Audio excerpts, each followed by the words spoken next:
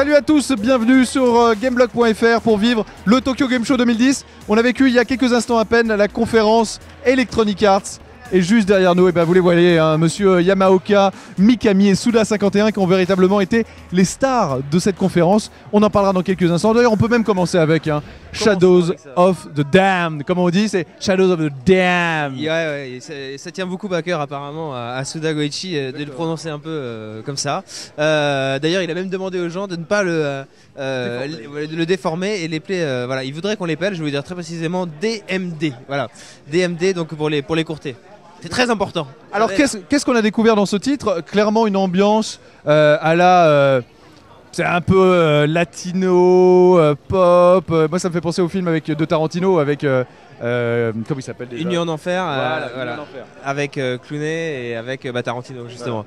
Alors oui c'est vrai, le héros qui s'appelle Garcia en fait va devoir aller chercher sa bien-aimée en enfer directement et donc il va combattre des hordes de zombies, de monstres géants, de gargouilles, etc., dans des décors donc on va dire un peu traditionnels de l'horreur, des décors un peu classiques, mais il y a une espèce de petite touche dans les graphismes, même si je dois vous le dire, moi je suis un grand fan du travail de Suda Goichi, je suis un peu déçu que ce soit pas un peu plus original dans le traitement visuel, etc. Je m'attendais à quelque chose d'aussi clinquant que No More Heroes et compagnie. C'est un peu plus classique finalement, mais on sent toujours le délirium ambiant du monsieur. Ah non, mais le cheval à tête d'homme, étrange, bizarre, déroutant, enfin on sent mal à l'aise, les espèces de monstres avec des trucs qui leur traversent la bouche, des espèces de phares au-dessus de la tête, c'est quand même très particulier, mais effectivement au niveau technique, c'est un jeu qui sortira en 2011 sans plus de précision sur PS3 et Xbox 360, c'est pas non plus le top de la technique.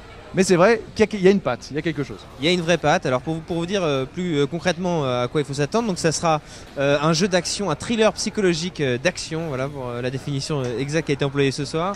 Ça a l'air, au vu des quelques screenshots qu'on a vus, d'être un très shooter en fait, avec la fameuse caméra au-dessus de l'épaule. Resident Evil 4, hein, Mikami. Voilà, alors donc c'est évidemment donc d'ailleurs monsieur Goichi, Suda Goichi nous a dit que c'était monsieur Mikami qui s'était occupé vraiment de toutes les mécaniques de gameplay parce que c'est lui qui fait ça bien, parce qu'il sait mieux le faire que lui, etc. Évidemment Mikami lui a renvoyé les compliments de c'est le producteur, hein, Suda51. Voilà. En gros il y a le producteur, le réalisateur au niveau du gameplay et puis la musique réalisée par Akira Yamaoka que vous connaissez forcément pour avoir signé toutes les BO des Silent Hill. Voilà, en tout cas, bon, on est très impatient d'en voir un petit peu plus. Voilà, on va pas dire qu'on est déçu, mais voilà. En tout cas, c'était intriguant. Ok, autre jeu vraiment dédié à un public un peu mature qui a fait ses grands débuts ici en trailer. Il s'agit du nouveau Alice Pays des Merveilles, mais enfin des merveilles assez sombres avec American McGee qui était présent. C'est donc la suite du Alice que vous aviez pu découvrir sur PC il y a maintenant quelques années. On n'a pas découvert énormément de choses, c'était un trailer en images de synthèse. En tout cas l'ambiance est toujours aussi horrifique, sombre, avec une Alice fardée, enfin... Ouais, on a vu cette scène cinématique effectivement qui était là juste pour nous montrer voilà, qu'on était toujours dans la même ambiance et c'est vrai que de ce côté-là c'est franchement super réussi. On voit Alice devant une vitrine qui prend feu, un monstre qui l'attrape, etc. Non, franchement, voilà, à part ça, on n'a rien de spécial à vous dire dessus. Simplement, le jeu en tout cas a été annoncé, confirmé avec cette vidéo. D'autres jeux, du côté de Dead Space 2, alors on l'a vu à l'E3, à la Gamescom, on nous a montré le solo, et bien là on nous a montré en fait une version spécifique, la version de la PlayStation 3, vous le savez, en exclusivité il y aura Dead Space Extraction, en version HD, qui était déjà sortie sur Wii, et bien là on a pu le voir jouer au PlayStation Move et à la manette au DualShock 3, puisqu'à tout moment on pourra jouer à plusieurs en activant. Qu'est-ce que tu en as pensé? Moi je trouvais ça très répétitif. Mais on le savait depuis la Wii. Bon, on connaît le jeu, voilà, si vous le connaissez sur Wii, ça va être le même jeu, simplement comme tu disais, avec la compatibilité PlayStation Move, les graphismes améliorés quand même, ils sont pas seulement passés en HD, voilà, au niveau texture et tout. Légèrement. Après oui, ça sera répétitif, c'est donc un rail shooter. Au PlayStation Move ça peut être rigolo. Ils ont montré à quel point c'était drop in, drop out. Voilà, le deuxième joueur arrive avec une manette, il appuie sur start, c'est parti, etc.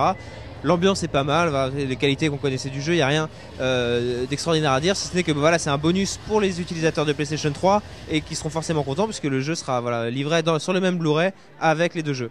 Et le multijoueur vraiment mis en avant, il y en aura beaucoup alors qu'il était absent du premier jeu.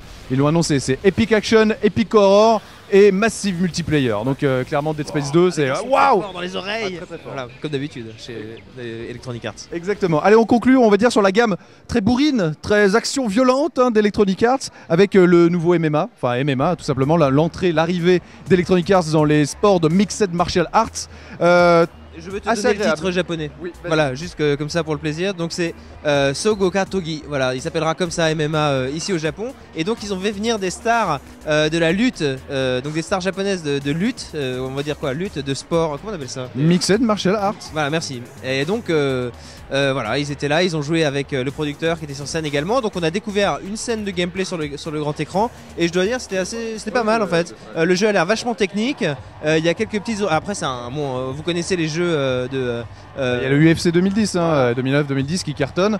Là, ça a l'air techniquement un peu au-dessus. Et puis, il y a l'air d'avoir un peu plus de subtilité. On peut trouver la fameuse zone de pression au niveau des mouvements. Ouais, en fait, exactement. À partir du moment, parce que vous savez, il faut vraiment attraper l'adversaire et le mettre au sol. Et ensuite, c'est là que le jeu commence, j'ai envie de dire, en tout cas la stratégie. Et donc, à ce moment-là, chacun des joueurs va devoir trouver avec le stick gauche, en le tournant, une zone. Alors, on a un petit bruit pour avoir une petite indication. Et à ce moment-là, en trouvant la petite zone, on va prendre le dessus sur l'adversaire. S'en suivra du pompage de boutons, etc. Bref, un truc assez classique, mais ça a l'air. Trouver la zone et pomper. Oui, je suis désolé, Ça, ne tremble pas trop, Cédric, s'il te plaît. On a Cameron qui est en train de décéder là. Et puis il y a quelque chose qu'on ne trouve pas dans UFC, c'est aussi on voit vraiment en surimpression les os prêts à casser pour les briser à la fin, parce qu'on le rappelle, hein, le MMA et l'UFC c'est quand même globalement pas des sports de ballerines, de danseuses. C'est très très viril, on va dire. Voilà, tout à fait.